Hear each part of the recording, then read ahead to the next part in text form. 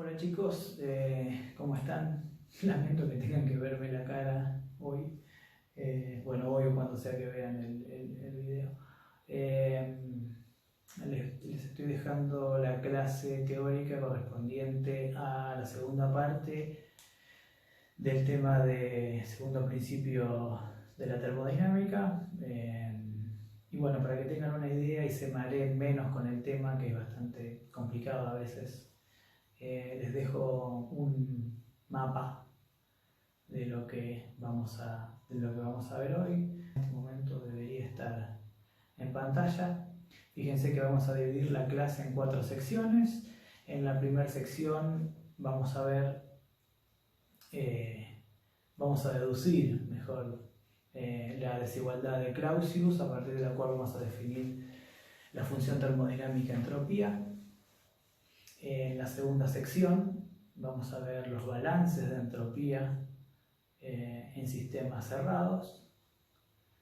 Ya en la tercera parte vamos a ver la parte de balances de entropía para volúmenes de control o sistemas abiertos, que son de especial interés en la parte de ingeniería.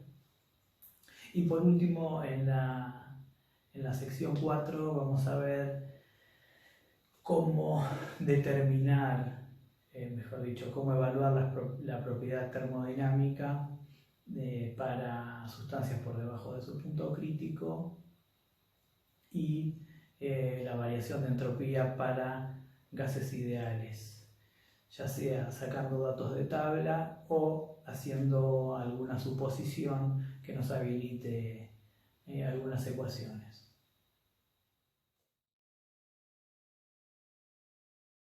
Empezamos con la primera de las 4 secciones planteadas para esta lección virtual de termodinámica. Empezamos repasando el enunciado de Kelvin-Plan. Kelvin-Plan, fíjense este esquemita de acá, decía, dijo palabras más, palabras menos, que una máquina térmica que opere con un solo foco es imposible que exista. Dicho de otra manera, una máquina térmica que tenga un solo foco no puede generar una cantidad de trabajo. Para nosotros el trabajo generado tiene un signo positivo. Entonces lo que dice el enunciado de Kelvin-Plan es que no puede haber un trabajo positivo que salga de esta máquina. Pero no dice nada de un trabajo negativo o de un trabajo igual a cero.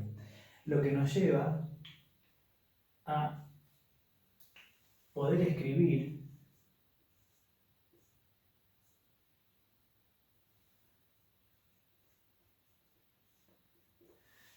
la siguiente ecuación, perdón, la siguiente inecuación,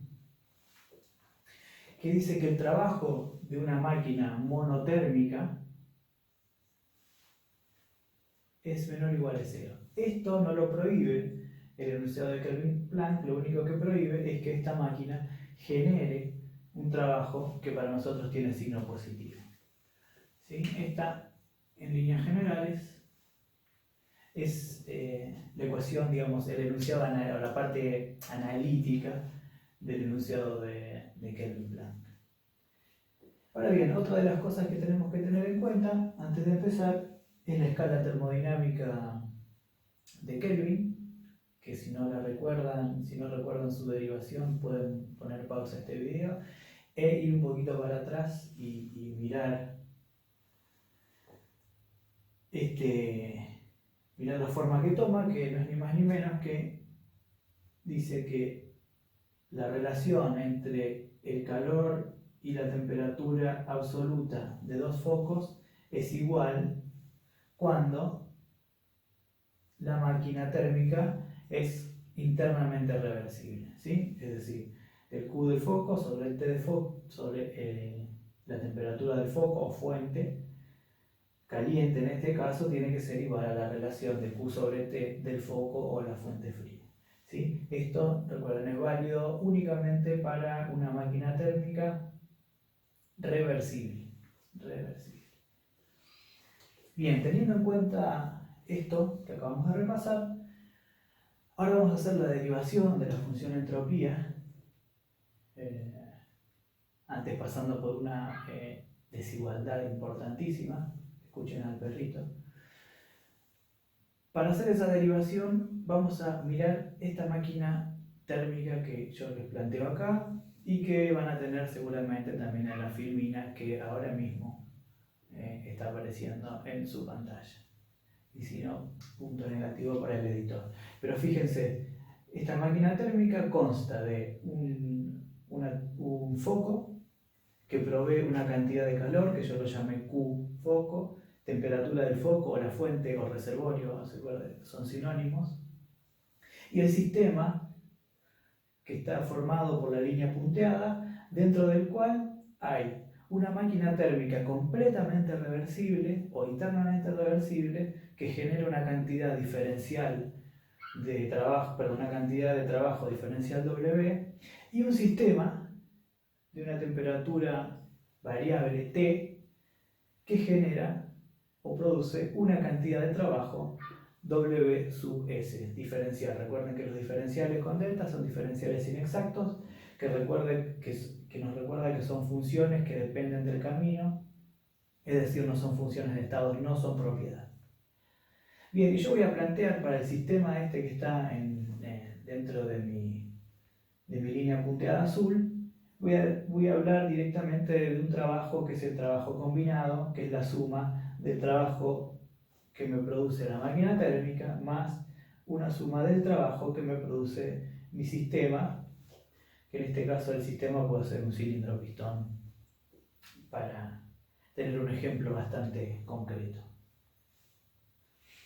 Entonces, vamos a mirar esta máquina térmica como un todo y vamos a aplicar el primer principio de la termodinámica, que como ya sabemos a esta altura del partido, lo vamos a expresar en forma diferencial es. Y ya me equivoqué.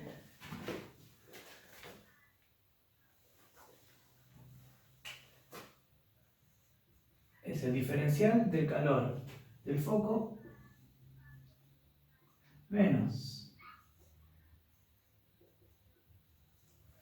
el diferencial del trabajo que sale de todo este sistema es igual a la variación de energía, de todas las energías. Cuando yo pongo energía en este diferencial, estoy teniendo en cuenta la energía cinética, la energía potencial, la energía interna. ¿Sí? Y este también, ¿no? Es del sistema combinado, o sea, lo que está adentro de mi línea punteada azul. Bien, tenemos que tener en cuenta también, y ahora algo súper importante, que como todas las energías incluidas, mejor dicho, la energía como tal, y las que están incluidas dentro de este término diferencial de energía combinada son funciones de estado, en un ciclo esta energía es cero. ¿Por qué? Porque vuelve al principio. Recuerden que en un proceso cíclico el estado final y el estado inicial coinciden, y si una función de estado que sale y llega hacia y desde el mismo estado, esto es cero, con lo cual a mí me va a quedar que el Q del foco es directamente igual al trabajo combinado, es decir, la suma de estos dos términos.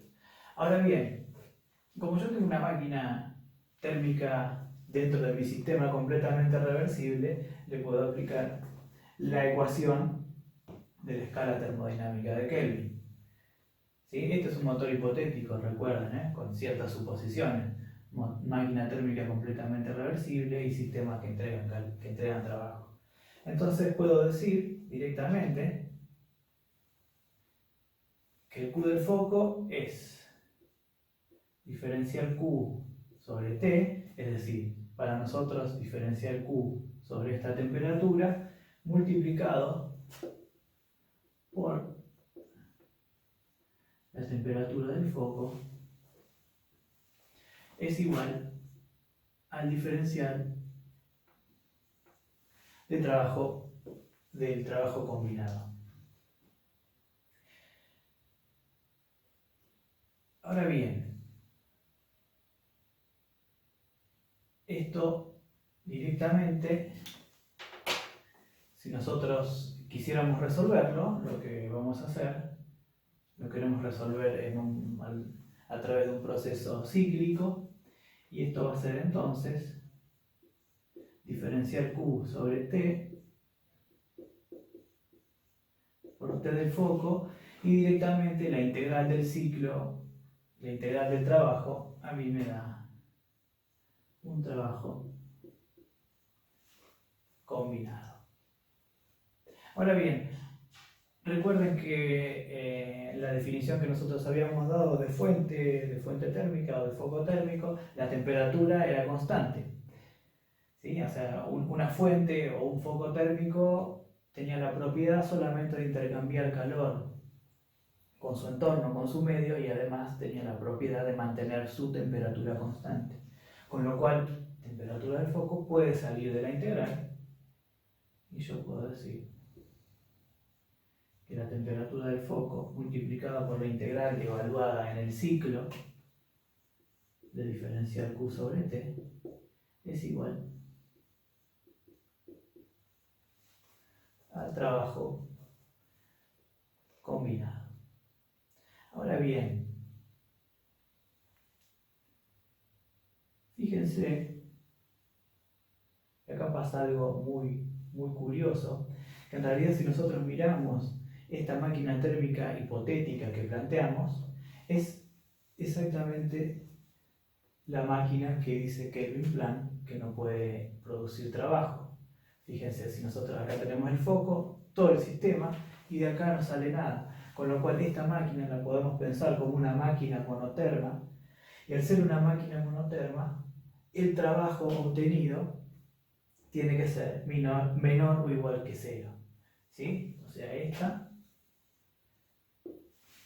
es esta de acá. Entonces yo voy a decir que la temperatura del foco multiplicado por la integral de diferencial Q sobre T es menor o igual que 0. Luego directamente puedo dividir todo por la temperatura del foco,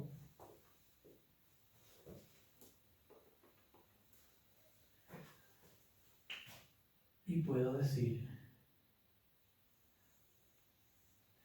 llegar a esta relación importantísima en termodinámica que se llama desigualdad de Clausius. Es fundamental en el desarrollo de la termodinámica esta desigualdad que él obtuvo a partir de una máquina térmica. Bueno, vamos a analizar un poquito. Esta desigualdad en líneas generales nos molesta un poco a los que queremos tratar de resolver. Entonces, esta puede tener dos caminos. Podemos decir directamente que la integral diferencial Q sobre 0 sobre T es igual a 0, y también podemos decir que diferencial Q sobre T es menor que 0. ¿Sí? Esas son las dos maneras de ver esta ecuación.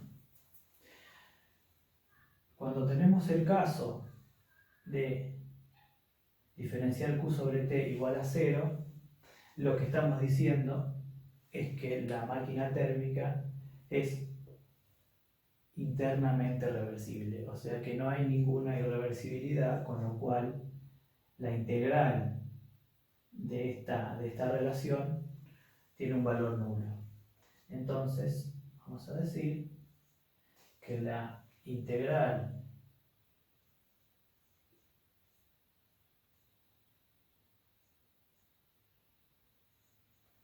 sobre t es igual a 0 y además le vamos a agregar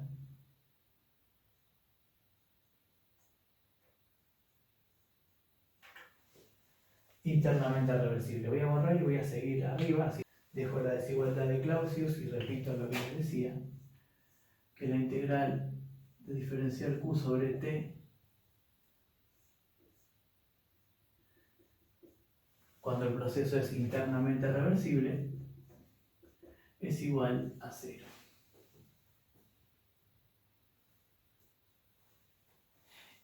Y en realidad, acá viene la definición, fíjense, hay algo muy curioso, ¿no? Porque Q es una magnitud que depende del camino, con lo cual no es una propiedad, no es una función de estado, pero fíjense que en una evolución internamente reversible, el diferencial de Q sobre T en un ciclo es 0, con lo cual esto es una propiedad.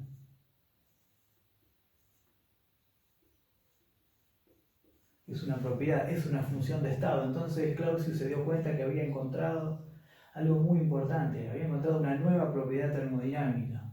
Y a esa propiedad termodinámica la llamó entropía. Y entonces el bueno de Clausius dijo que diferencial Q sobre T para un proceso internamente reversible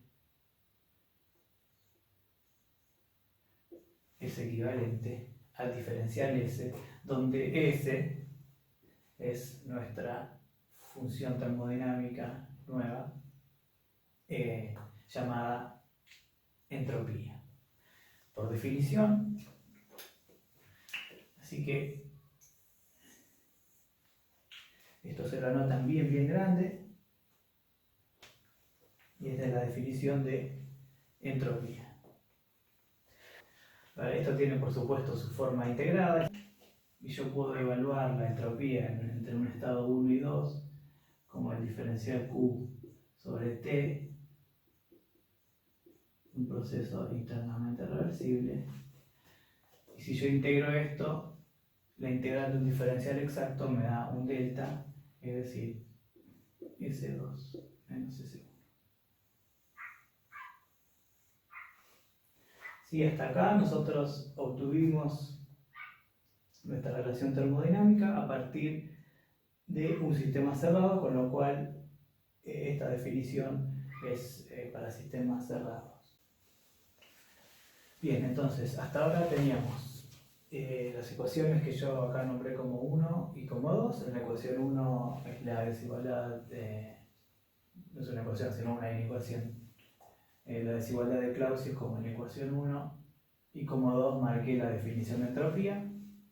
Entonces ahora vamos a analizar un poquito un ciclo, también un ciclo hipotético por supuesto. Vamos a analizar este ciclo hipotético compuesto de dos evoluciones, una evolución de 1 hasta 2 que se realiza de modo irreversible y una evolución de 2 hasta 1 que se realiza de modo reversible. A ver, cuando en un ciclo una sola de las evoluciones es irreversible, ya vamos a decir que todo el ciclo es irreversible. Entonces, como hay irreversibilidad ya en el ciclo, nuestra ecuación de Clausius va a pasar a ser, voy a escribir acá, diferencial Q sobre T menor que 0. ¿Sí? O mejor dicho, la integral en el ciclo de diferencial Q sobre T es menor que 0 porque hay una irreversibilidad. Ahora bien, vamos a desarmar esta integral cíclica en las partes que la componen. Entonces vamos a decir que la integral de 1 hasta 2 de diferencial Q sobre T por el camino irreversible más la integral de 2 hasta 1, esta, de diferencial Q sobre T por el camino reversible, es menor que 0. ¿Sí? O sea, lo único que hice acá fue descomponer el ciclo en las evoluciones que lo componen. de 1 a 2 por el camino irreversible, de 2 a 1 por el camino reversible. Y como hay una irreversibilidad, ya decimos que por la desigualdad de Clausius, que todo esto es menor que 0.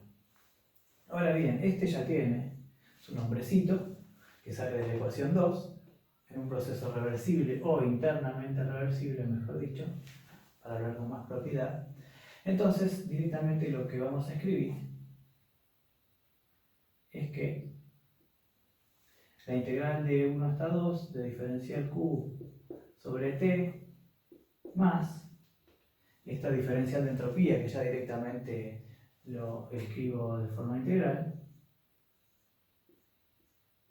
es menor o igual que 0. O, dicho de otra manera,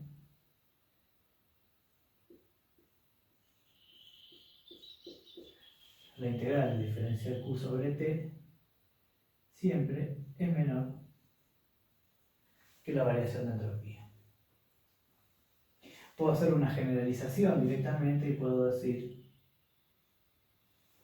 que la variación de entropía en un sistema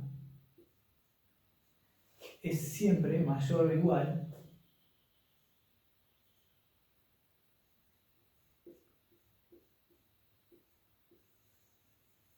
que la integral cíclica de diferencial Q sobre T. Cuando el signo es únicamente mayor, significa que hay un sistema con procesos irreversibles, y si hay un igual, quiere decir que estamos en esta situación. Esta es, de nuevo, otra ecuación súper importante para nosotros. Y también la vamos a anotar por acá. Diferencial S es mayor o igual que la integral de diferencial Q sobre T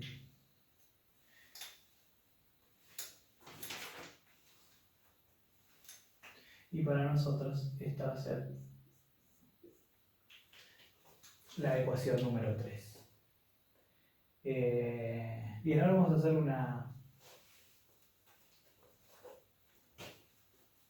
breve combinación del primer y segundo principio para deducir lo que comúnmente en los libros van a encontrar como ecuaciones T de S.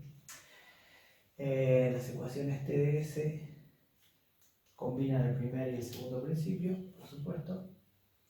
O mejor dicho, combinan el primer principio con la función entropía. Tenemos nuestra ecuación 2 para un proceso internamente reversible. Es la diferencial de temperatura, es diferencial Q sobre T. Y la ecuación 2 también la podemos escribir como T diferencial S igual a diferencial Q. ¿Sí? Para un proceso internamente reversible. Entonces ahora lo que vamos a hacer es analizar desde el punto de vista del primer principio de la termodinámica un proceso internamente reversible, desde el punto de vista de las ecuaciones. Y lo voy a escribir también de modo diferencial. Entonces, nuestro diferencial de calor menos nuestro diferencial de trabajo va a ser igual a la variación infinitesimal de la energía interna. De nuevo, digo que mi proceso es internamente reversible, entonces este diferencial Q lo reemplazo con T diferencial S. También voy a hacer otra suposición sobre el trabajo. Voy a decir que solamente en el sistema que estoy considerando hay un trabajo de expansión o de compresión, con lo cual esta ecuación pasa a ser P diferencial B, por la definición que vimos allá lejos y hace tiempo, igual a la variación de energía interna. Esto nos lleva, por supuesto, a una ecuación del tipo T diferencial S es igual a la variación de energía interna más P diferencial B.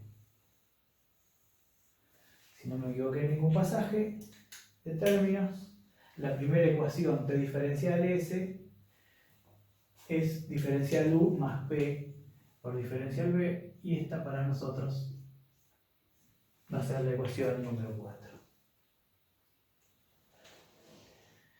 Bien, vamos a hallar una ulterior ecuación T diferencial S, para lo cual vamos a recordar la función termodinámica entalpía, que la definíamos como la suma de la energía interna más el producto de P por B. Yo quiero diferenciar esto, simplemente diferencial de H, vamos a hacer una H medianamente linda, diferencial de H va a ser diferencial de energía interna más, y acá aplico la propiedad de la derivada para un producto, esto es P diferencial B más B diferencial B.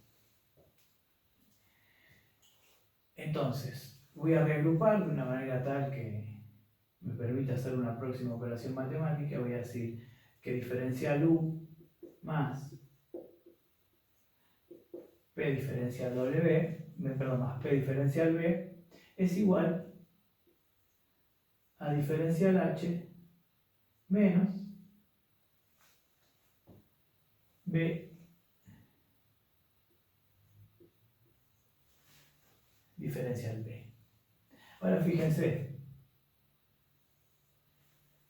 esta diferencial U más P por B es esto mismo, con lo cual yo puedo decir que T diferencial S es igual a diferencial H menos B diferencial P. Y acá hallo lo que voy a llamar para nosotros la ecuación 5, que es la segunda ecuación T diferencial S, que la vamos a usar bastante en lo que sigue.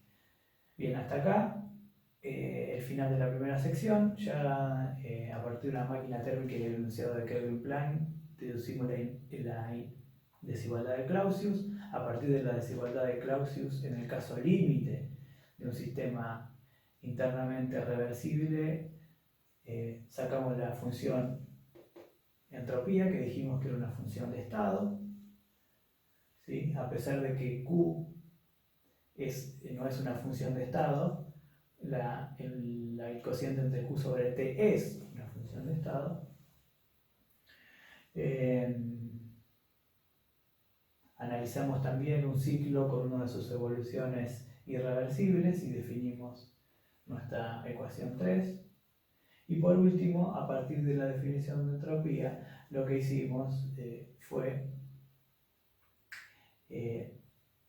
obtener dos ecuaciones T diferencial S, que las vamos a usar un poquito más adelante. Estas dos ecuaciones, lo único que me faltó comentarles es que a pesar de que se deducen desde una condición de reversibilidad, son válidas para cualquier tipo de proceso, reversible o irreversible. ¿Eso por qué? Porque delta S o diferencial S es una función de estado, así que no importa el camino que tome. Así que por eso mismo, como la entropía es función de estado, estas ecuaciones son válidas para cualquier tipo de proceso. Eso tenganlo en cuenta.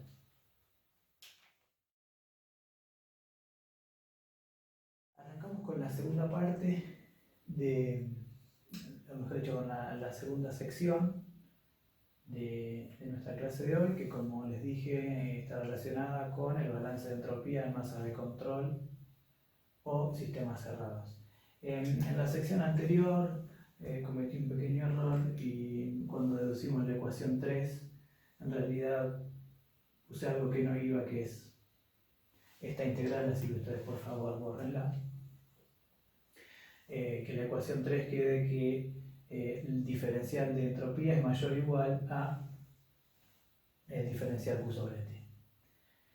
Que es justamente lo que vamos a analizar ahora. Vamos a analizar esta desigualdad. Esta desigualdad la podemos dividir en dos y vamos a decir que cuando diferencial S es igual a Q sobre T, tenemos un proceso internamente reversible, ¿sí? Mientras que cuando en la desigualdad hay un mayor decimos que el proceso es irreversible. Ahora bien, fíjense, cuando el proceso es irreversible es mayor que cuando es reversible. Es decir, que ahí hay un aporte positivo de la irreversibilidad, con lo cual nosotros podemos hacer una generalización y en lugar de usar la desigualdad podemos decir que el diferencial de S es el diferencial de Q sobre T más una cantidad que se simboliza con la letra sigma minúscula y que está relacionada con las irreversibilidades internas que tiene nuestro sistema. Quizás sea el momento de poner un poquito de pausa, mirar la filmina que les mandé anteriormente. ¿Se acuerdan que habíamos definido procesos reversibles e irreversibles? Habíamos dicho que los procesos irreversibles son aquellos que presentan algún tipo de irreversibilidad, y esos tipos de irreversibilidad pueden ser fricción, pueden ser mezcla, pueden ser reacción química, etcétera, etcétera, etcétera. Bien, todos esos términos, o mejor dicho, cualquiera de esos términos, está representado por este sigma, que es la generación de entropía.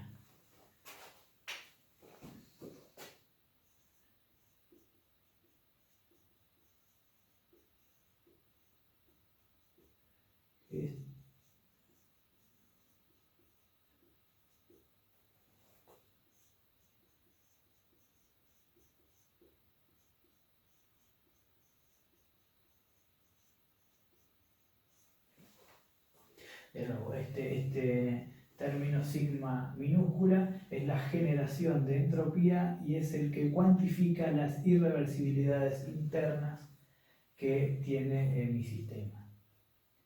¿Sí? O sea, el cambio de entropía en el sistema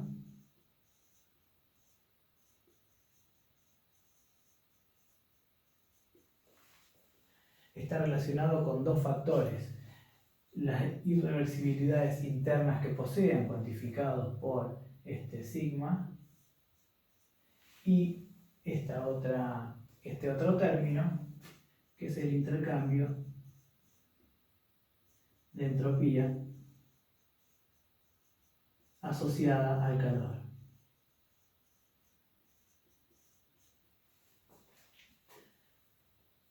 Ahora, vamos a analizar un poquito esto. Vamos a analizar qué valores, porque siempre hay una confusión, que la entropía tiene que siempre aumentar de alguna manera. Bueno, ok, eso es relativo.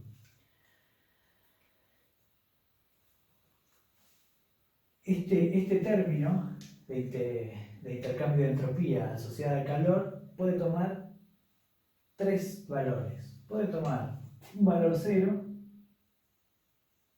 ¿Por qué? Porque si el sistema es adiabático, automáticamente esto se cancela y es cero. Puede tomar un valor positivo.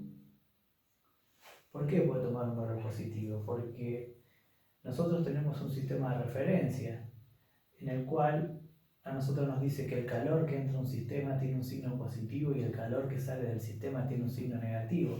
O sea, dependientemente de qué signo tenga esto, este término puede tomar valores positivos y negativos. Es decir, puede valer 0 si es adiabático, puede haber un intercambio positivo de entropía cuando el sistema recibe calor, y puede haber una disminución de entropía debido a este término cuando el sistema pierde calor. Es decir, todo flujo de calor tiene asociado una entropía. Cuando se transfiere calor, se transfiere entropía. Bien, lo mismo con delta S del sistema. Delta S del sistema, dependiendo de cómo sea la evolución, puede tomar valores que sean nulos, pueden tomar valores positivos y pueden tomar valores negativos. el chistecito viene acá. Esta generación de entropía, ¿qué valores puede tomar? Bueno, dijimos que siempre hace un aporte positivo, ¿sí? Que la aparición de la irreversibilidad es un aporte positivo, ¿sí? Para transformar una en la otra. Además, la irreversibilidad está o no está. O sea, o vale cero o vale un valor positivo. En conclusión, la generación de entropía nunca puede tomar un valor negativo. Es decir, la generación de entropía siempre está, y si está, toma valores positivos, y si no está, toma valor cero. Tan sencillo como eso. Bueno, y esta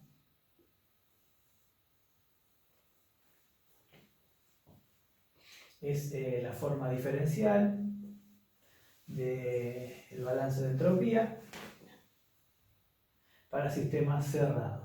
De nuevo, el cambio de entropía en el sistema se debe a dos factores: a un intercambio de calor y a las irreversibilidades internas que haya en el mismo. También hay dos formas más de mostrar esta ecuación.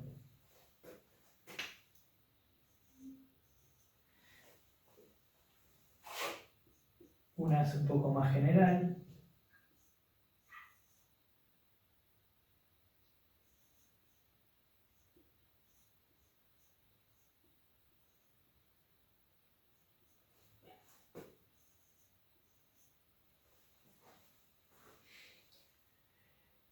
¿Cuál es la diferencia entre una y otra? Bueno, la diferencia es que esta es más general porque contempla la posibilidad que haya más de un intercambio de calor entre el sistema y el medio. Es decir, yo tendría que analizar si tengo más, supóngase que tengo una fuente de calor de una llama, o si tengo y también una resistencia eléctrica. Todos esos intercambios de calor tienen que estar en esta ecuación. Y también es posible analizar esta misma ecuación en función del tiempo. Entonces, yo voy a decir que la variación de entropía con respecto al tiempo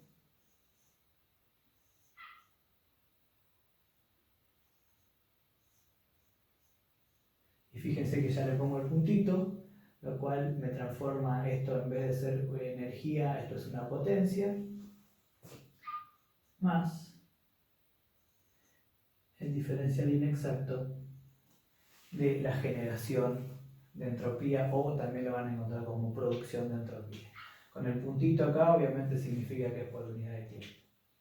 Voy a borrar y voy a expresar esta única ecuación de una forma integrada, y voy a decir que el diferencial S es, vamos a suponer que tenemos un calor solo, Q sobre T, más la integral de un diferencial inexacto. Recuerden que solamente esa cantidad.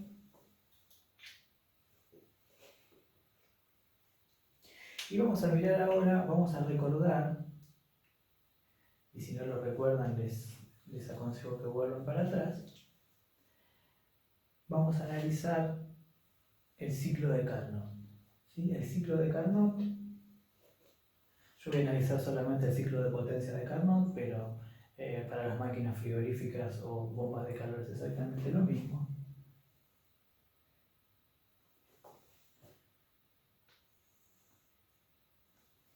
Toda vez que ustedes tengan que analizar algún problema, lo primero que van a hacer es escribir la ecuación general y hacer las simplificaciones correspondientes. Bueno, ok. Yo quiero analizar un ciclo de Carnot.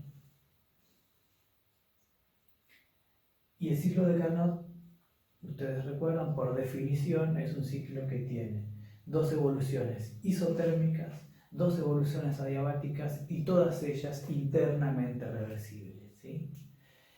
Al ya ser internamente reversibles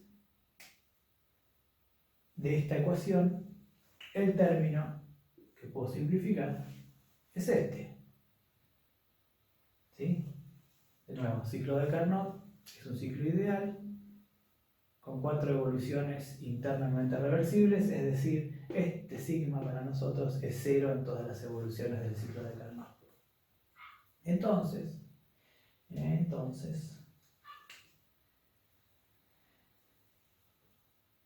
resulta muy útil, en vez de usar un diagrama PV, que ustedes recuerdan que tenía así unas curvas medias raras, utilizar el diagrama entropía-temperatura o temperatura-entropía, TS.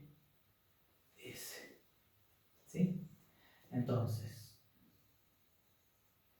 si ustedes recuerdan el ciclo de Carnot, estaba definido por una isoterma.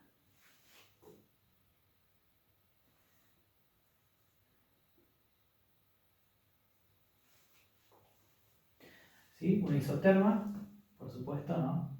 Isoterma es a temperatura constante. Y fíjense que esto me genera un aumento de entropía. ¿Por qué? Porque acá el sistema está recibiendo una cantidad de calor de una fuente caliente. Entonces, al tener una transferencia de entropía por transferencia de calor, obviamente hay un aumento. Entrega calor al sistema, esto para nosotros es positivo, entonces este delta S para la evolución 1,2 es positivo. La segunda evolución que presenta un ciclo de Carnot es una evolución adiabática, también reversible. Una evolución adiabática, este es cero, ¿no? Esto se me simplifica,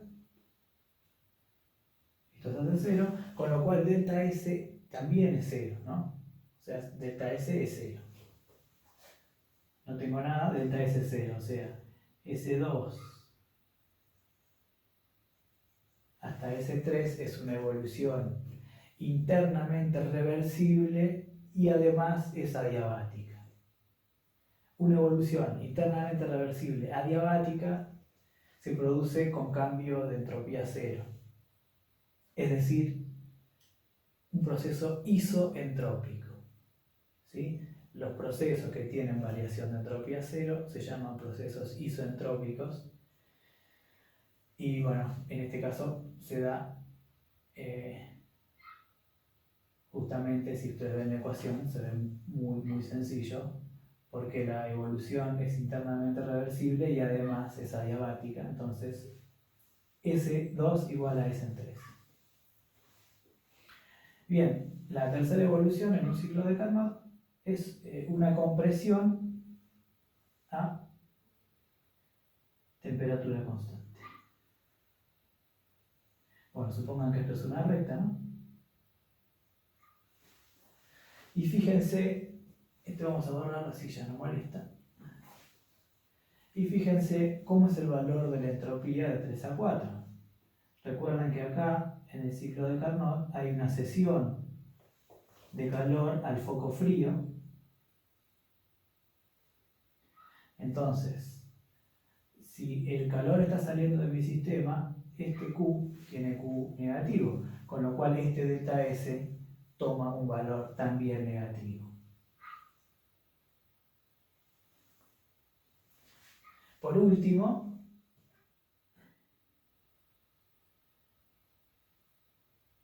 la última evolución de un sistema de Carnot es una evolución, de nuevo, adiabática, internamente reversible. Al ser adiabática e internamente reversible, delta S es 0 y de nuevo tenemos un proceso isoentrópico. ¿Sí? Bien, entonces fíjense la utilidad de tener un delta S, de tener un diagrama T diferencial S para un ciclo de Carnot, en vez de ser algo así medio complicado como lo que vimos en el PV. Se tiene un rectángulo que, si lo dibujan bien, se ve mejor que el mío. Y además, fíjense que el área dentro de la curva representa ni más ni menos que el calor del ciclo. Y al calor del ciclo nosotros le habíamos dado un nombre, que es el calor neto, es decir, el calor que la suma algebraica del que entra y el que sale, signo positivo, signo negativo. Bien. Bueno, ahora van a encontrar en los libros que obviamente no todos los procesos son a temperatura constante, con lo cual si la temperatura varía de acuerdo a una ecuación cualquiera,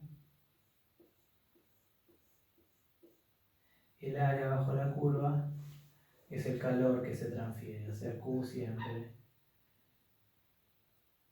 Mejor dicho, si yo tomo un diferencial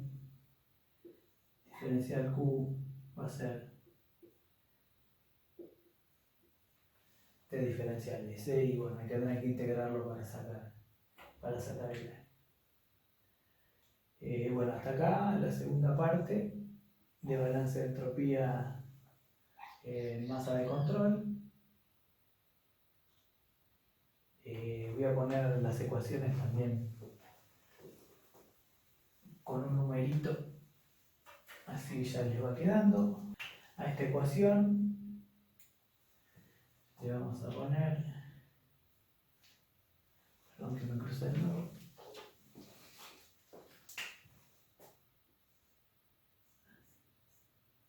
el número 6,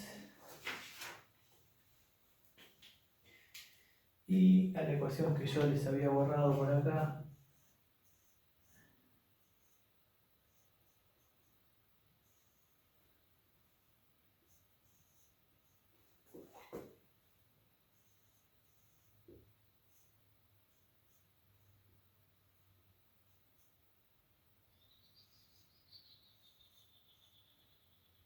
o sea, la que es función del tiempo, a esta otra ecuación le voy a poner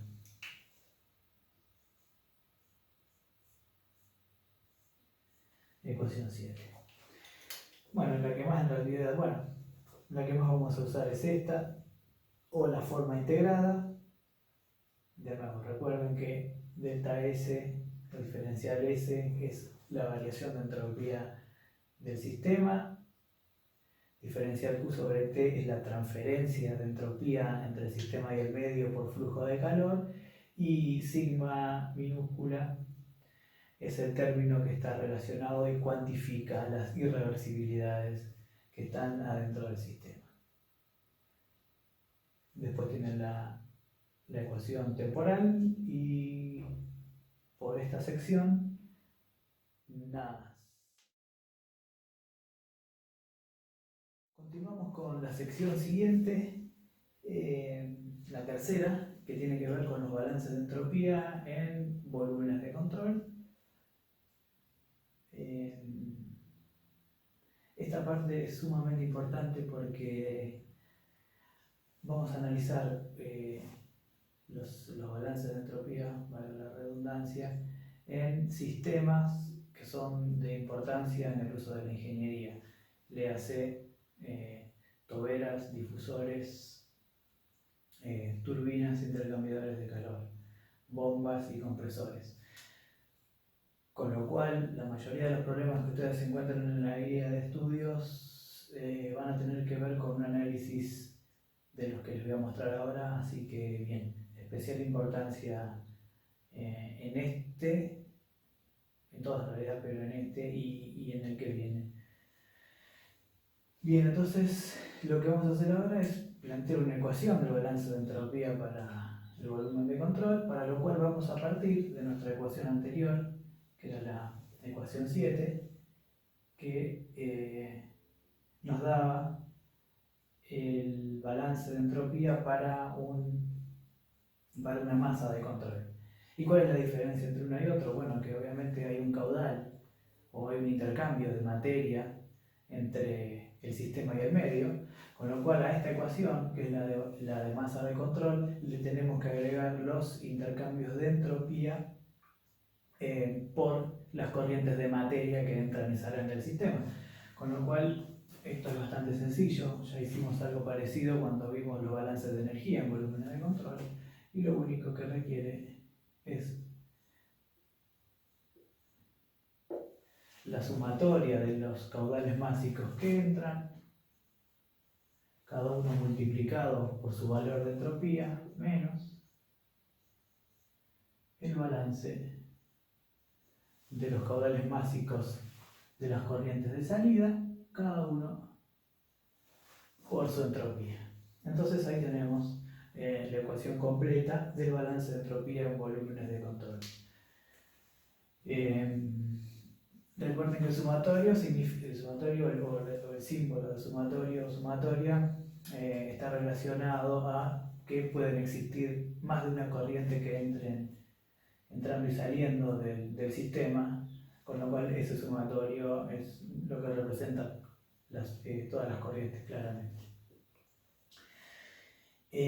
Nuestros balances de entropía para volúmenes de control los vamos a hacer en estado estacionario, y por si no recuerdan, la condición de estado estacionario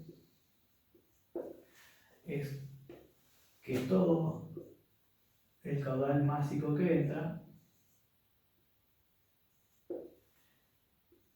tiene que ser exactamente igual al caudal másico de lo que sale.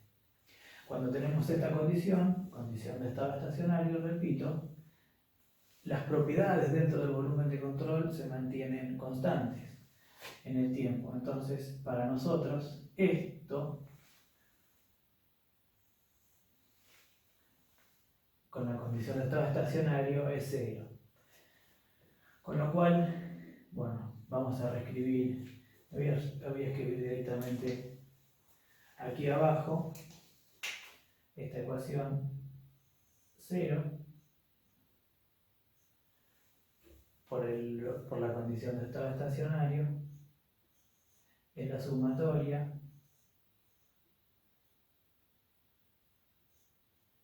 de los Q sobre T más la sumatoria de los caudales de entrada por las entalpías de entrada menos la sumatoria de los caudales másicos de salida por la entropía de la salida más la generación de entropía. Esto ya lo voy a dejar para nosotros como la ecuación 8.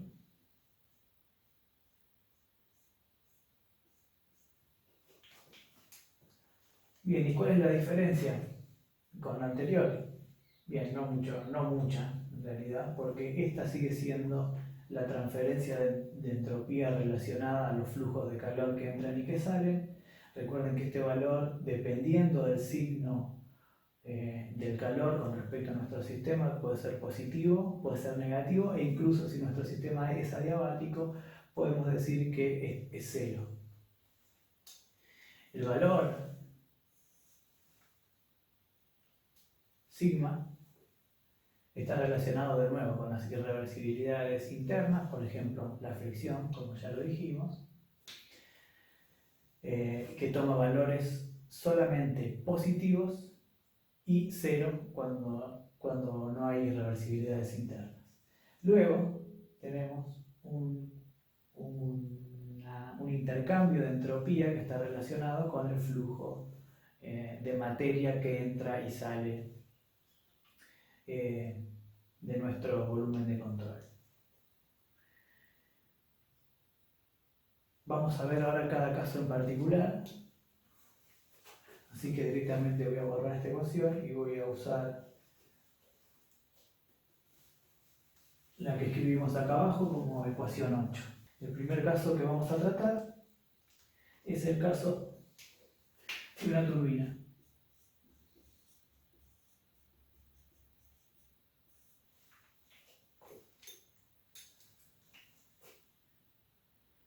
La turbina, un esquema de la turbina.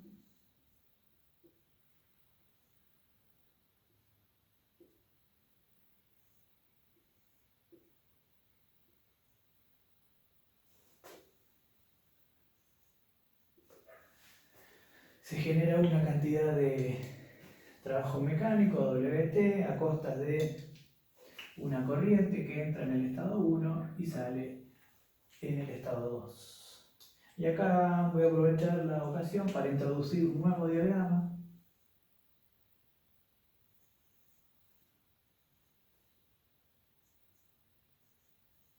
que también tiene su utilidad, que es el diagrama HS. El diagrama HS es muy parecido a los demás, tiene una forma de la campana un poquito más achatada. Se puede decir que es algo así. Este es el punto crítico. Y luego, por ejemplo, las isobaras tienen esta forma. Bueno, les decía, vamos a analizar el segundo principio, el balance de entropía para una turbina. Fíjense, este término, sumatoria, sería tal si fueran varias corrientes que entran y varias corrientes que salen. Pero ¿qué pasa? Acá las corrientes que entran y salen son una sola y como además estamos en estado estacionario es la misma. Con lo cual, esta ecuación para la turbina va a ser sumatoria de calores más el caudal másico, que a la entrada y a la salida es el mismo, por S2 menos S1 más el término de generación de entropía. Yo puedo hacer algo acá bastante sencillo y es dividir todo por el caudal másico. Perdón, acá me equivoqué. Tal como está escrito, esto es, tal como está escrito acá, esta es la entrada, 1 menos la salida. Decía que puedo dividir todo por el caudal másico y directamente puedo pasar esto para el otro lado. Y voy a decir que S2 menos S1 es igual a la sumatoria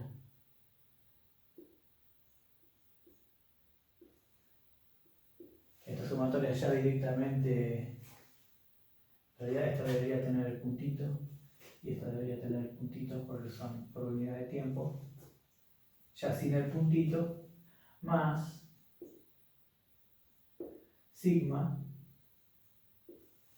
por el caudal másico, ¿sí? Entonces fíjense, y llegamos a una expresión muy parecida a lo que es el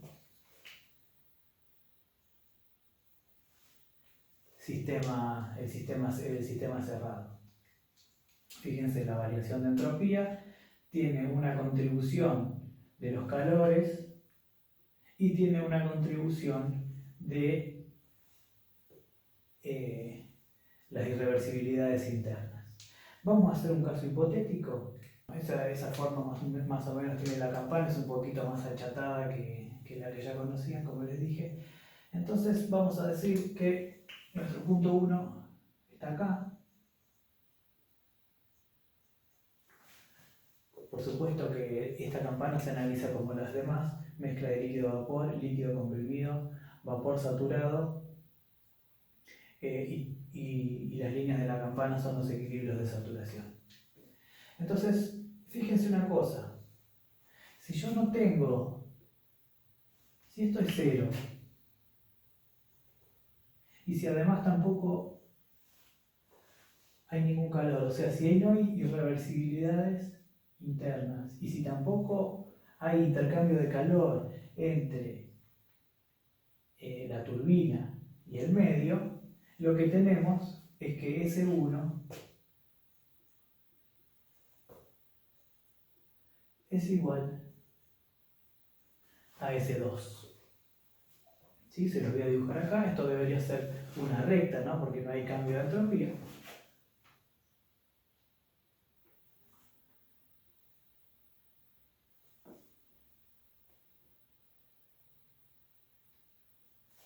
De 1 a 2. Bueno, este proceso, como ya lo vimos anteriormente, se llama isoentrópico y en los procesos isentrópicos, en los diagramas, se simboliza con una letra S, o sea, el proceso 1, 2S es el proceso isentrópico. Es decir, cuando no tenemos ninguna irreversibilidad y no hay un intercambio de entropía por intercambio de calor, el trabajo que se obtiene es el máximo posible. ¿Sí? O sea, la entropía está relacionada con una pérdida. ¿Sí? Nos dice cuánto estamos perdiendo de energía que eventualmente podríamos aprovechar. Bueno, si tenemos un sistema isoentrópico, no perdemos calor y además no tenemos irreversibilidades, el máximo que tenemos, el máximo trabajo que obtenemos en una turbina es justamente el isotrópico. Bien, ¿qué pasaría si hubiera o bien una irreversibilidad?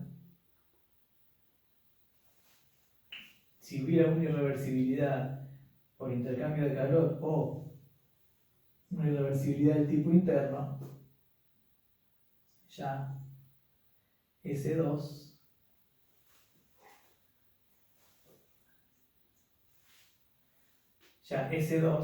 sería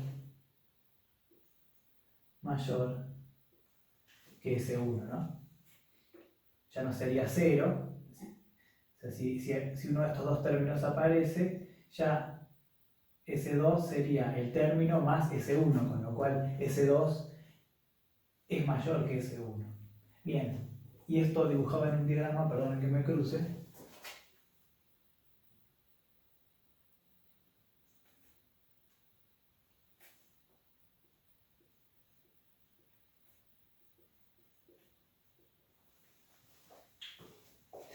Bien, a la evolución 1, 2, en general se la dibuja con una línea punteada porque es la real, y al ser la real no sabemos exactamente cómo es la función que las vincula, si es que hay una función. Entonces se dice que es una línea punteada, se marca con una línea punteada. Y se dice que el proceso de 1 a 2 es real, mientras que el proceso de 1 a 2S es el ideal. O sea, de nuevo, la entropía me da una idea de lo que yo estoy perdiendo y por supuesto en una turbina el trabajo que yo obtengo por tener un proceso ideal es el máximo posible. Bueno, fíjense que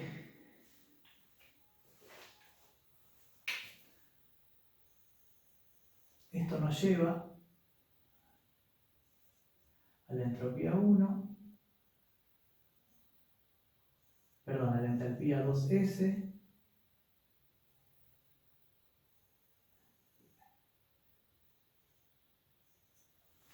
y a la entropía H2.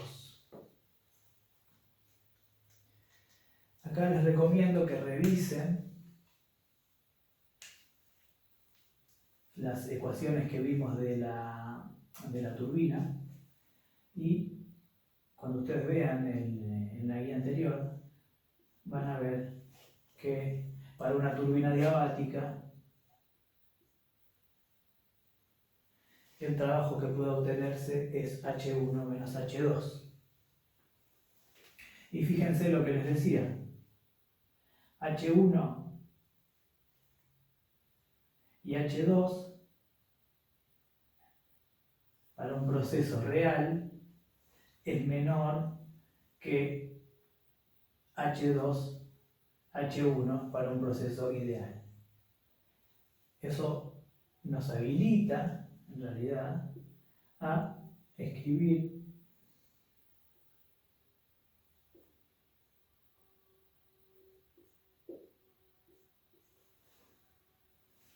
una ecuación que mide cuán lejos estamos de la idealidad y se llama rendimiento isoentrópico de la turbina. ¿Sí? ¿Por qué rendimiento isoentrópico? Bueno, porque justamente compara el trabajo que se obtiene realmente en una turbina contra el que se obtendría si el proceso fuera adiabático y sin irreversibilidades. Entonces esto sería trabajo real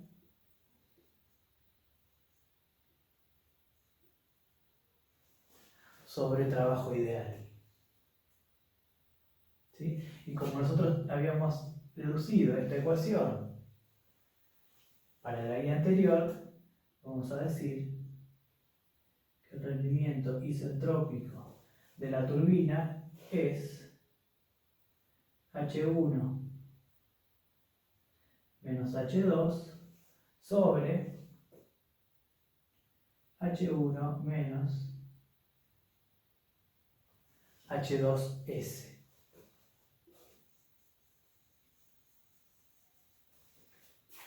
Bien, y de nuevo, fíjense que compara el rendimiento ideal con el rendimiento real, y por supuesto esto tiene que ser menor o igual que 1. Si es 1, el trabajo real que yo estoy obteniendo es exactamente igual al ideal y le estoy sacando lo máximo que puedo a mi turbina. Bueno, por supuesto que en la realidad eso jamás es 1 porque hay pérdida de calor a través de la turbina y también hay reversibilidades internas adentro del equipo, con lo cual esto tiene valores, no sé, de 0,70 y pico hasta 0,90 más o menos en la realidad. Vamos a analizar ahora el segundo caso, que es el del compresor. Bien, un compresor lo que hace es elevar la presión de un fluido, ¿sí? Con lo cual, si yo me paro en esta isobara es P1 y este es P2, la isobara P2 es mayor que la de P1, y entonces puedo decir que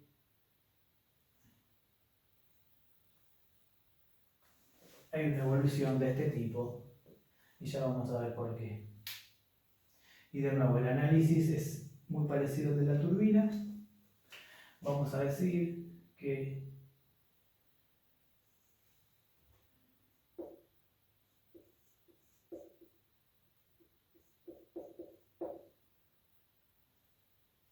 perdón, ya lo voy a escribir como lo había escrito antes. Vamos a decir que S2 menos S1 es igual a la sumatoria de los calores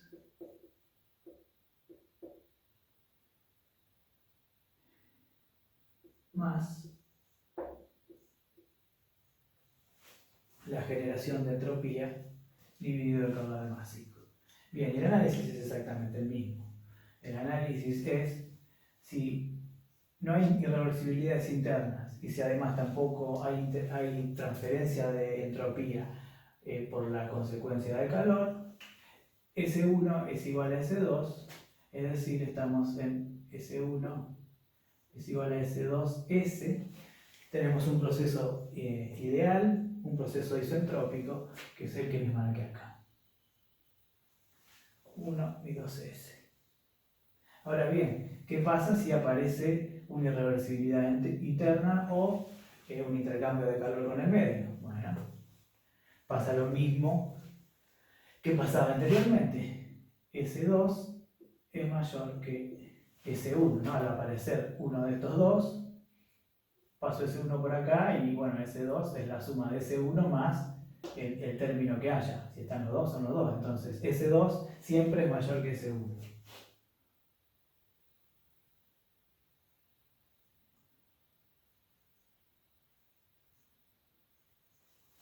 Bien. De nuevo, una línea punteada para el proceso real. Este es el ideal. Este es el real. Bueno, y también hay un rendimiento isentrópico para el compresor que se define al revés de la turbina y se define como el trabajo ideal sobre el trabajo real.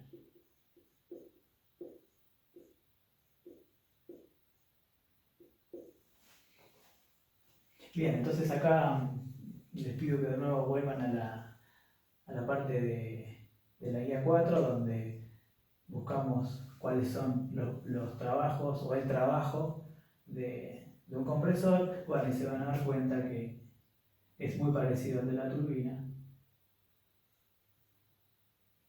Es H2 menos H1, en realidad S, H2S, porque estoy analizando el trabajo ideal, sobre el trabajo real, que es H2 menos H1.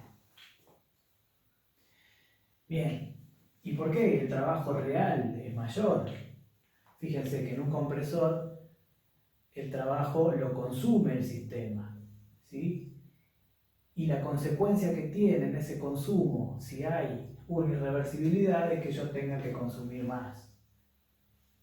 ¿Sí? O sea, la irreversibilidad siempre nos juega en contra. Cuando producimos trabajo con la turbina, si hay una irreversibilidad, producimos menos.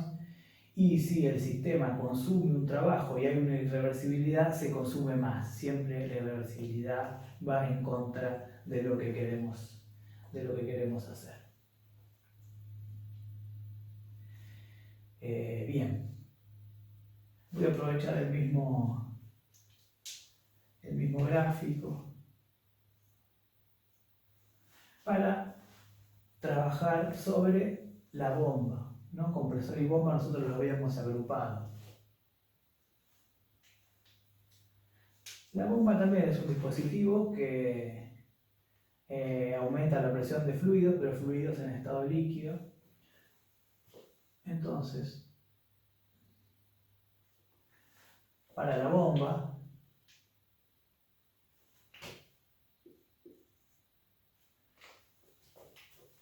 si quieren ya lo borramos, así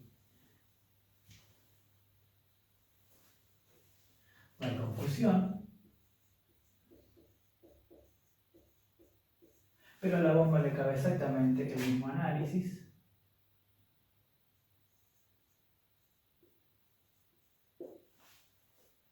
Nada más que en la zona de líquido comprimido o de líquido saturado.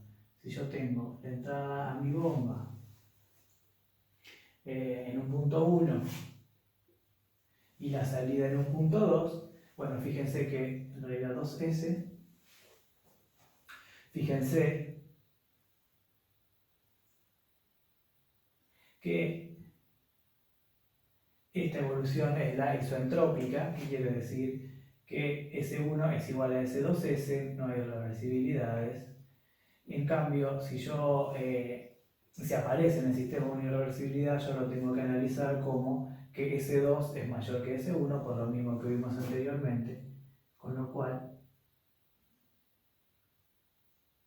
el punto 2 se corre a la derecha, ¿no? ¿Se entiende esto? La entropía aumenta para allá, entonces en un sistema real, cuando hay una irreversibilidad, la entropía se va a la derecha, nunca se va a la izquierda, ¿no? Porque esta es la dirección en que aumenta la entropía. Bueno, y para la bomba también exactamente lo mismo. Se define un rendimiento, que es el rendimiento de la bomba, muy parecido al rendimiento del compresor, que se define como el trabajo ideal sobre el trabajo real, exactamente con las mismas variables. El único problemita que van a tener es para hallar H2 menos H1. ¿Por qué? Porque en H2 menos H1 el inconveniente que hay es que nosotros en las tablas de líquido comprimido no tenemos los valores de entalpía para el líquido comprimido son muy próximos entre sí, con lo cual eso desde el punto de vista de la resolución de problemas es un inconveniente porque no podemos estimar bien la propiedad. En ese caso, entonces, lo que vamos a hacer, y esto es exclusivamente para la bomba, vamos a utilizar la ecuación 5 ¿sí? Y vamos a decir que H2S menos H1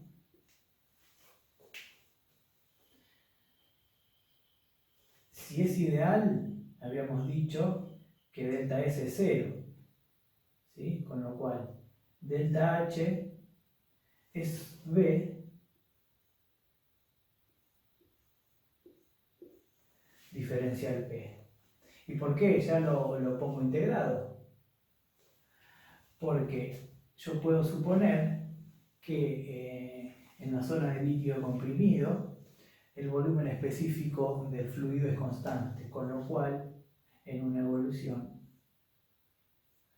de una bomba la variación de entalpía ideal es directamente proporcional al producto de su volumen específico o del volumen específico promedio entre las dos presiones, que va a ser muy parecido, multiplicado por la diferencia de presiones en la que se esté manejando. Esto tengan en cuenta para resolver problemas, porque en un momento van a decir, le van a pedir, ok, calcúlenme rendimiento isentrópico, y cuando quieran ir a buscar a la tabla un valor no lo van a encontrar. Entonces lo que tienen que usar es esta ecuación. Nos queda otro dispositivo más por analizar, que es la tobera. La tobera, recuerden que era un dispositivo en el cual se buscaba aumentar la velocidad de un fluido. Bien, de nuevo, la corriente que entra es exactamente la misma que sale, con lo cual la sumatoria de esto solamente se reduce a un caudal másico, que es común para ambos y se puede despejar del mismo modo que ya lo hicimos para la turbina. S2 menos S1 igual al término de variación de entropía por intercambio de calor más la variación de más la generación de entropía por irreversibilidades internas. Bien, tenía más o menos esta ecuación, no, más o menos no tenía esta ecuación. El balance de energía de la tobera acá no es muy útil, porque el rendimiento isoentrópico de la tobera se define como la velocidad a la salida de la tobera al cuadrado dividido 2,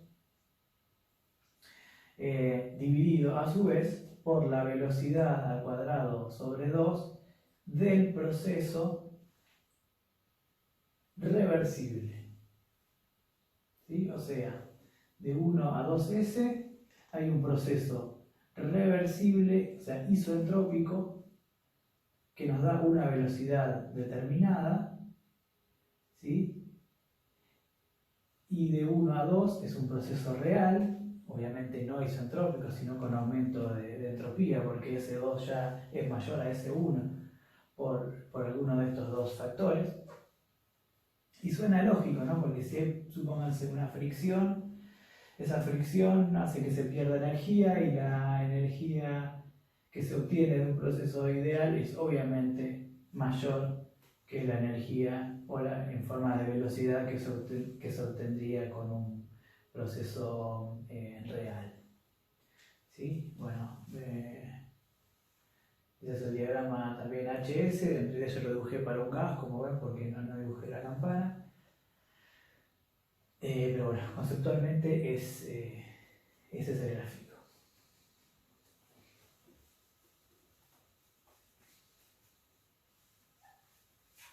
Y ahora sí, por último, vamos a analizar el intercambiador de calor.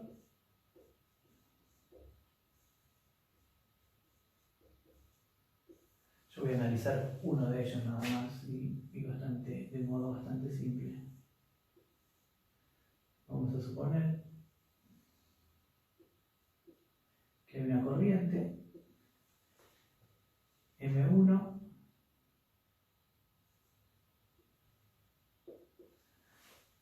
que es la misma que sale también M1, y este fluido intercambia calor con otro fluido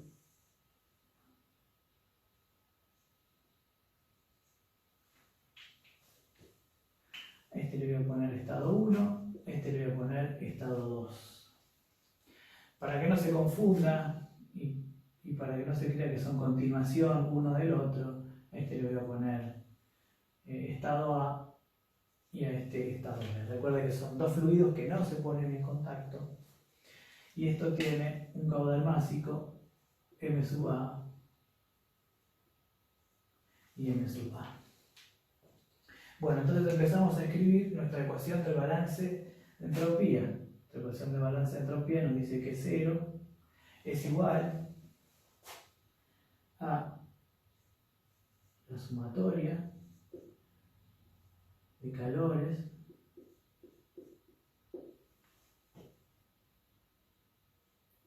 más. Y ahora sí, mejor dicho, ahora no, esto no se puede simplificar como lo veníamos simplificando, sino que tenemos que desarrollar.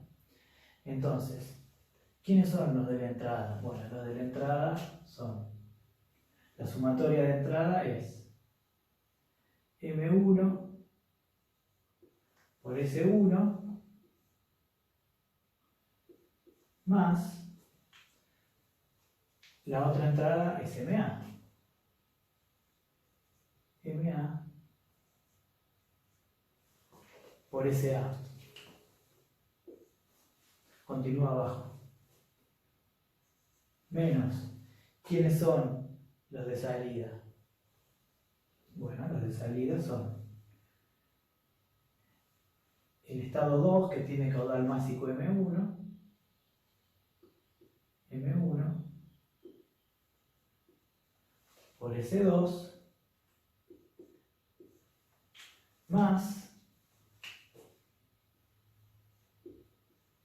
MA, porque este caudal másico es el mismo, por SB, más, que nos falta acá, el término de generación de entropía. Bueno, esto matemáticamente lo podemos escribir como 0 igual al sumatorio de QJ sobre TJ más M1, S1, S2 más MA, SA menos SB. Sí, lo único que hice fue distribuir, sacar factor común, etc. Bien, entonces, ¿quién es cada uno? Este término, súper importante. Este término nos habla siempre de la variación de entropía entre el volumen de control, mejor dicho, el intercambio de entropía entre el volumen de control y el medio. Con lo cual, esto bien, si es adiabático, este término bien podría ser 0. ¿Sí? Y de nuevo, repito porque a veces puede haber confusión. Acá adentro sí va a haber intercambio de calor, porque justamente un intercambiador de calor está para que dos corrientes intercambien energía calórica entre sí. Pero puede suceder que haya intercambio de calor entre las dos corrientes y puede ser que todo el sistema esté bien aislado, lo cual hace que tenga un sistema adiabático y eventualmente esto pueda ser 0. Bien, ¿quién es M1? S1 sobre S menos S2. Bueno, es la variación de entalpía de la corriente que marqué con este color, y esta otra es la variación de entalpía de la otra corriente. Ahora bien, ¿quién es este señor de acá? Bueno, de nuevo, una irreversibilidad interna. ¿Y cuál es la irreversibilidad interna o cuál es la principal? Bueno, la principal, creo que fue de las que primero les hablé, es la diferencia finita de temperatura. ¿Sí? Para que haya un intercambio de calor real, una corriente tiene que tener con respecto a otra una diferencia finita, tiene que haber un número, 5 grados, 10 grados, 15 grados. Si no, eso no va a suceder. Y esa diferencia finita, ¿en contraposición a un diferencial de temperaturas, hace que el proceso sea no cuasi estático, y cuando un proceso es no cuasi estático ya directamente es irreversible, con lo cual esta irreversibilidad interna se debe principalmente al delta T finito entre las corrientes. Puede haber también un aporte de la fricción del fluido y las paredes, que también estaría incluido en este término. Bueno, con esta parte, con la tercera parte ya estamos listos y ya estaríamos para meternos en la última sección de esta clase, que está relacionada directamente con la evaluación de la propiedad entropía. Llegamos finalmente a la cuarta sección de nuestra clase de entropía. Una sección, por supuesto, no menor y muy importante, ya que hasta ahora venimos trabajando sobre ecuaciones generales, deducciones, etcétera, etcétera, pero no nos metimos con las propiedades de acuerdo al tipo de sustancia con la que vayamos a trabajar. Así que acá vamos a distinguir, por supuesto, las sustancias en estado de vapor, que son aquellas que están por debajo de su punto crítico, y las sustancias que se comportan como gases, más particularmente los gases ideales. Vamos a ver algunas cuantas demostraciones y algunas cuantas relaciones. Bien, para la estimación de entropía de una sustancia en estado de vapor, o mejor dicho, una sustancia por debajo del punto crítico, es muy similar a lo que venimos viendo hasta ahora. Por ejemplo, si nosotros tenemos una sustancia que está adentro de la campana, nosotros podemos calcular la entropía dentro de este punto D como la entropía del líquido saturado más el título en el punto D, esto, ¿no?, multiplicado por la diferencia entre el líquido, perdón, la entropía en el vapor saturado menos la entropía en el líquido saturado. Eso es igual para todas las propiedades. Para energía interna, para volumen específico y para entalpía son exactamente los mismos. Fíjense que acá yo ya dibujé un diagrama TS que tiene una campana muy parecida a la que ustedes ya conocían. Y las zonas son las mismas: líquido comprimido, líquido con vapor, vapor saturado, y por encima del punto crítico tenemos gases. ¿Cómo es si yo quiero calcular la entropía en el punto A? Bueno, exactamente lo mismo. Hago la misma aproximación que para la energía interna y para el volumen específico.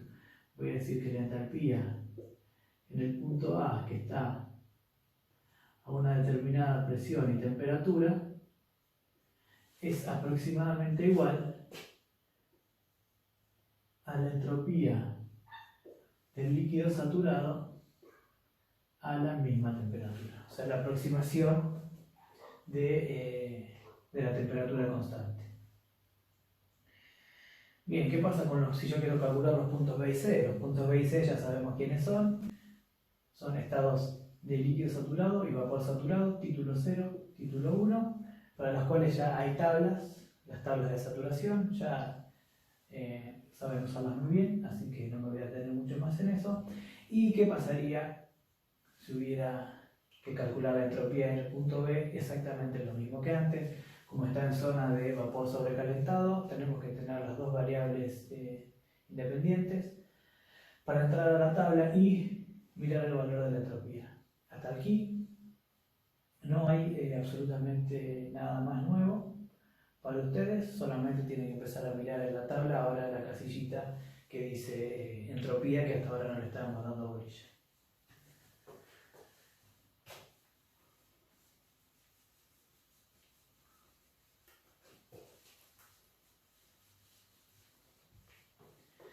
Sí, lo que vamos a ver ahora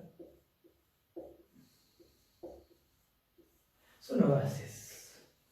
Bien, y los gases también hay dos maneras distintas de evaluar el cambio de entropía en gases ideales, por supuesto.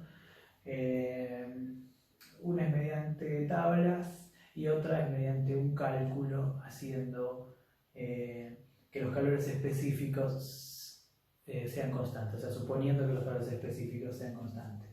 Vamos a ir paso a paso. Recuerda nuestras ecuaciones TdS, que yo me las guardé, todas las otras las guardé porque no las vamos a necesitar, pero las ecuaciones TdS se pueden expresar como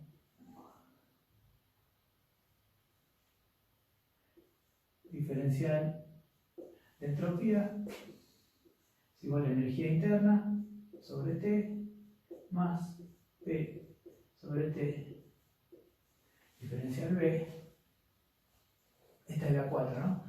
Y recuerden también que la ecuación de los gases ideales nos dice que P por B es igual a nRT, con lo cual P sobre T para nosotros es R sobre B.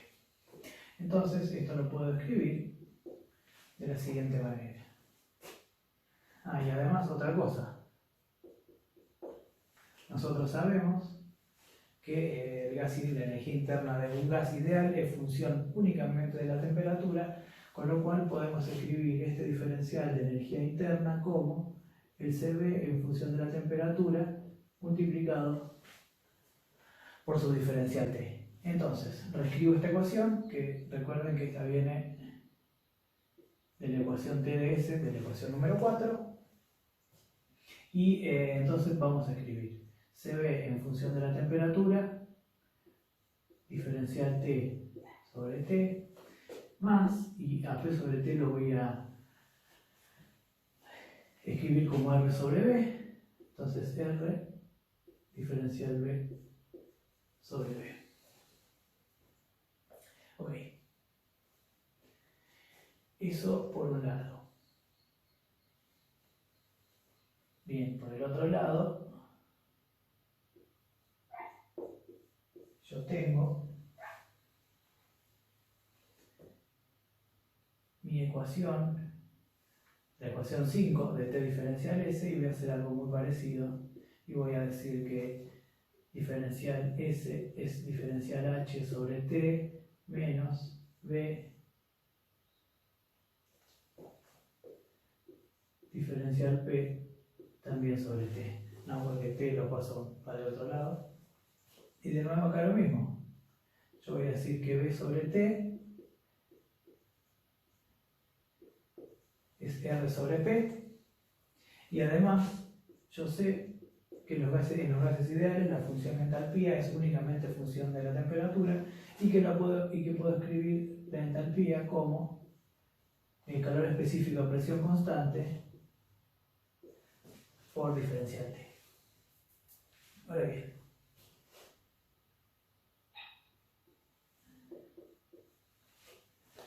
entonces voy a escribir diferencial S como Cp en función de la temperatura diferencial T sobre T menos, y voy a reemplazar B sobre T por R diferencial P sobre P. ¿Sí? Esto me da esta ecuación y esto me da esta otra ecuación. Ok, si yo integro directamente estas dos ecuaciones, voy a integrar entre dos estados 1 y 2 y voy a decir, fíjense que en la primera ecuación tengo la entropía en función de la temperatura y el volumen, y en la segunda ecuación tengo la entropía en función de la temperatura y la presión. Entonces voy a integrar eso entre dos estados y voy a decir que de la ecuación A, el estado 2, que es función de la temperatura 2 y el volumen 2, menos la entropía 1, que es función de la temperatura 1 y el volumen 1, es igual a la integral entre 1 y 2 de CB en función de la temperatura diferencial T sobre T. Este CB inicialmente, ahora, como ya habíamos visto, es función de la temperatura, con lo cual yo lo voy a dejar adentro de la integral, no lo puedo sacar ni nada, así que por ahora lo voy a dejar genérico, más R, y esto integrado ya directamente es el logaritmo natural de B2 sobre B1.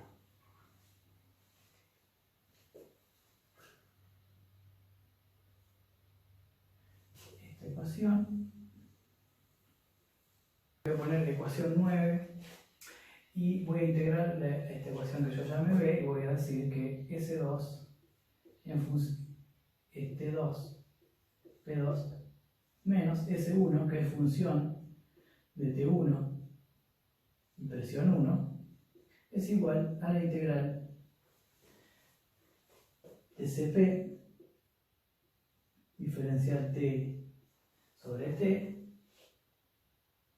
menos R, y esto integrado es logaritmo natural de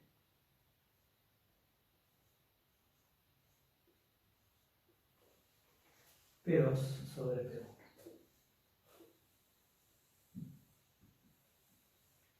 Y a esta ecuación le voy a poner el nombre 10. Y a partir de esta ecuación ahora vamos a hacer algún trabajito. Bien, entonces fíjense, de acuerdo a esta ecuación que acabamos de deducir, que la variación de entropía de un gas ideal tiene dos partes. Una parte que está relacionada con la variación de temperatura y otra parte que está relacionada o bien con la variación del volumen o bien con la variación de la presión. Ahora bien, este valor, el valor que solo depende de la presión, perdón, de la temperatura, tiene un nombre particular y se llama S supra cero, ¿no? Y es función de la temperatura. Con lo cual, si yo estoy integrando, esta integral sería S2 en función de T2 menos S1 cerito, que es solamente función de T1. ¿Sí? De nuevo, este valor es esta parte de la variación de entropía de gas ideal es solamente función de la temperatura y yo la puedo integrar de esta manera, lo puedo dejar en función de la temperatura. Pero es de aquí que estos valores están tabulados. Entonces ya directamente, sabiendo las temperaturas de T2 y T1, puedo ir a la tabla A22 y directamente buscarlos. Ahora deben estar viendo la tabla en imagen y están viendo ahí la columna en que le corresponde. ¿Sí? La de las necesidades tiene la energía interna, la entalpía, primero la temperatura y después van a tener este S cerito, que es la parte de la entalpía que le corresponde a de la entropía que le corresponde solamente a la temperatura. Ahora bien, particular interés, dadas estas ecuaciones, calcular lo que se llaman procesos isoentrópicos, es decir, esos procesos que ocurren cuando la variación de entropía es nula. Entonces yo voy a borrar la ecuación 9 directamente, porque la derivación que podemos hacer, la derivación la podemos hacer directamente de esta ecuación y vamos a decir, vamos a suponer que esto es 0 para nosotros. Entonces yo voy a decir que la variación de entropía, proceso isoentrópico, es 0 y esto son las funciones de la entropía en 2 menos la entropía en el estado 1, esta parte solamente la que depende de la temperatura, y R logaritmo natural de P2 sobre P1.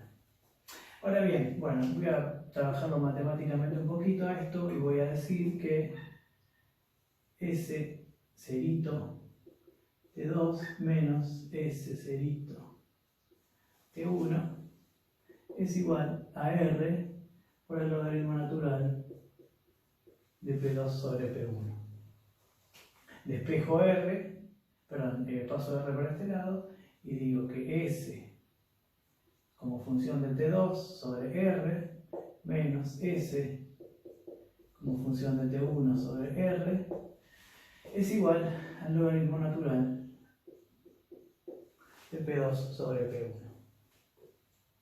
Ahora bien, como yo me interesa despejar P2 sobre P1, voy a elevar todo a la E, perdón, voy a aplicar la inversa del logaritmo natural, que es el número E, y entonces directamente, como esta es resta, la puedo expresar directamente como el cociente, y voy a decir que S cerito T2 sobre R es igual a E a la S cerito T1 sobre R igual a que a P2 sobre P1. A cada uno de estos términos se lo llama, fíjense que son solamente función de la temperatura, porque R es la constante de los gases. A este término se lo llama presiones relativas. Es un nombre ficticio porque de relativo no tiene nada. Y como esto directamente son función de la temperatura, lo que puedo hacer es, lo que ya está hecho, es tabularlos. Entonces, esto directamente está tabulado, y esto es PR2 y PR1. ¿Sí? Solo válido cuando delta S es cero. ¿Sí? O sea, cuando tengo un proceso isentrópico, yo puedo ir a la tabla y decir, bueno, ¿cuánto vale PR2? Porque solamente funciona la temperatura, ¿cuánto vale PR1? Y directamente ya tengo por lo menos las relaciones de las presiones. ¿Sí? Pero, de nuevo, cuando delta S es igual a cero. Nada más. No se puede aplicar en otra ocasión. Bien, nos queda un par de casos más. Vamos a analizar ahora el caso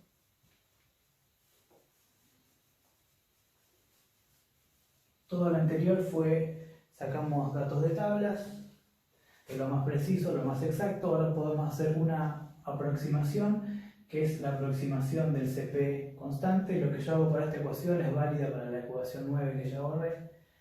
Entonces yo voy a decir que mi delta S va a ser aproximadamente igual a, si esto es CP constante, esto sale de la integral y me va a quedar CP por el logaritmo natural de T2 sobre T1 menos R por el logaritmo natural de T2 sobre T1. ¿Sí? Entonces, esta es una primera aproximación. En la ecuación 9, lo mismo, pero con el CB. Es una ecuación menos exacta, por supuesto, que la anterior, pero a veces es válida para un cálculo medianamente rápido. ¿Sí? O sea, se supone que CP no es función de la temperatura, sale de la integral y se integra esta que se integra diferencial T que da el logaritmo.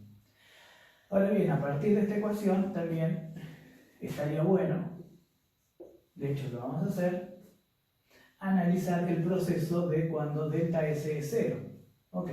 Cuando delta S es 0, si yo digo ahora que delta S es 0, voy a decir que CP por el logaritmo natural de T2 sobre T1 es igual a R, perdón, acá no sé por qué puse T, es P. R por el logaritmo natural de P2 sobre P1.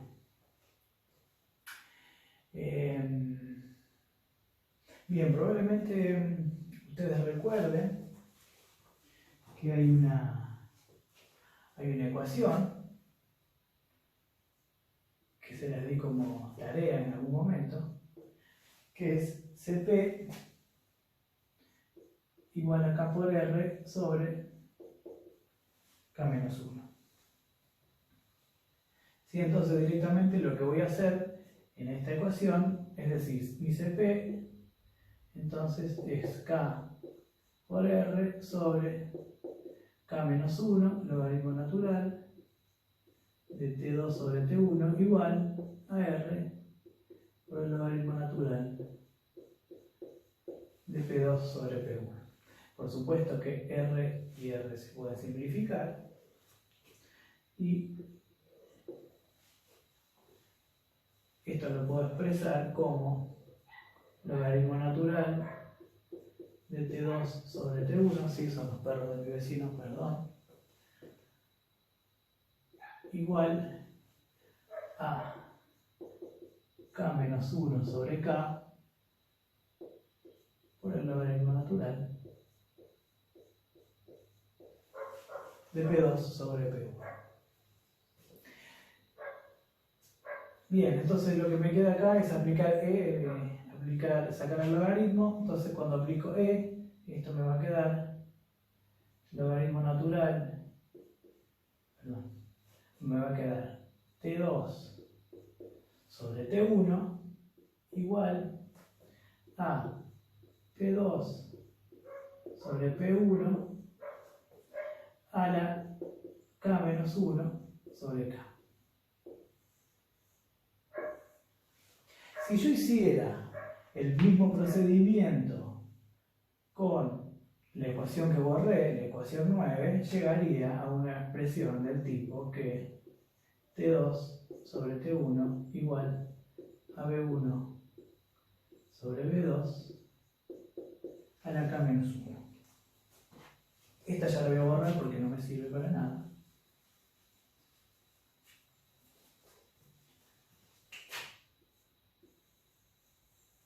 Y recuerden que esta la empecé a demostrar diciendo que delta S es 0. ¿Sí? Entonces, esta ecuación es la ecuación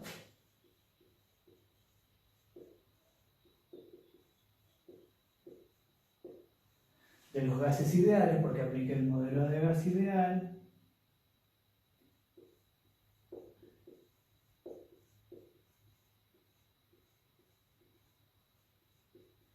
Para evoluciones isoentrópicas.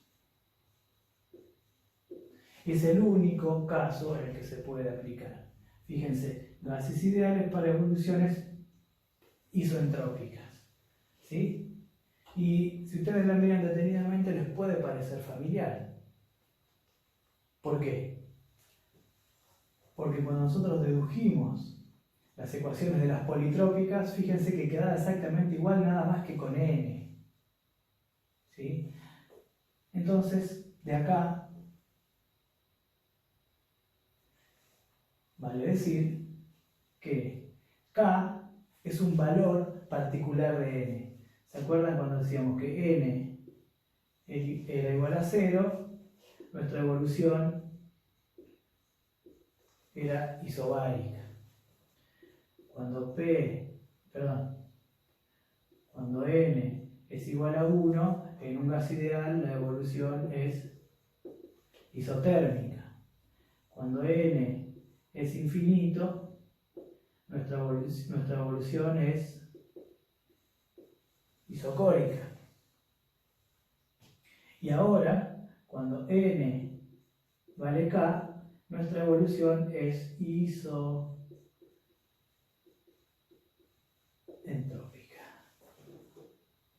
¿Sí? Es decir, hemos hallado otro valor particular de la ecuación de las politrópicas para cuando n vale k.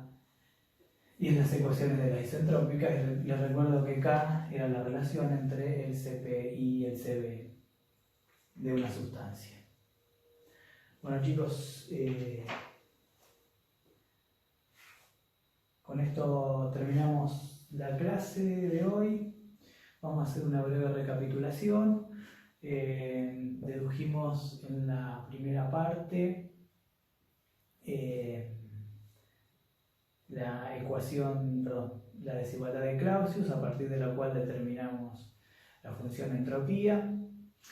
Después, en la segunda parte, definimos los volúmenes, perdón, las masas de control, el balance de entropía para masas de control, donde nos apareció ese sigma que está relacionado con las irreversibilidades internas.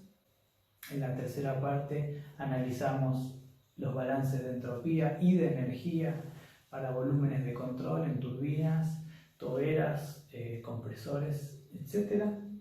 Y en esta última parte vimos cómo se puede calcular la entropía de sustancias por debajo de su punto crítico y también la variación de entropía para gases ideales a partir de tabla, con los S ceritos que sacamos de A22, y cuando las evoluciones son isentrópicas, con las presiones relativas PR2 sobre PR1 sobre P2 igual a P2 sobre P1, y esta última ecuación que vimos acá, que es un poquito menos exacta.